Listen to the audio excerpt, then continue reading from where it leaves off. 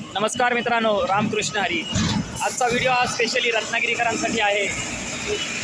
एक बातमी अशी आलेली आहे, मला माहीत नाही, पण मी आज खूप ठिकाणी व्हिडिओ बघितल्या, सत्यता मांडून बघितली, पण इटलीमध्ये बॅन केलेली एका कंपनीचं केमिकल बनवण्याचं पदार्थ बनवण्याची जे हे आहे फॅक्टरी आहे ती आपल्या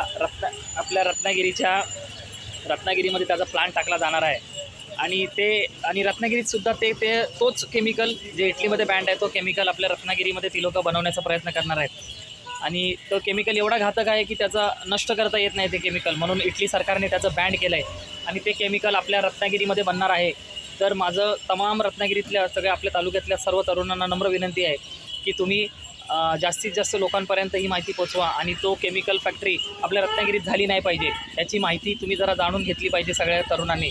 आणि कुठेतरी आपण आवाज उठवला पाहिजे, कारण कुठेतरी रिफायनी आपल्याकडे येणार होती, ती थांबले की माहिती नाही मला, पण ही केमिकल फॅक्टरी महाराष्ट्रात आली नाही पाहिजे, महाराष्ट्रातल्या रत्नागिरी आपल्या आली नाही पाहिजे। कारण रत्नागिरी म्हणजे आपलं कोकण हे स्वर्गापेक्षा सुंदर आहे आणि ते स्वर्गापेक्षा सुंदर कोकण जर टिकवायचं असेल, आपल्या पुढच्या पिढीला दाखवायचं असेल, तर अशा हानिकारक प्रकल्प जे महाराष्ट्रात येतात, आपल्या रत्नागिरीत येत आहेत, त्याला आपला कुठेतरी विरोध झाला पाहिजे।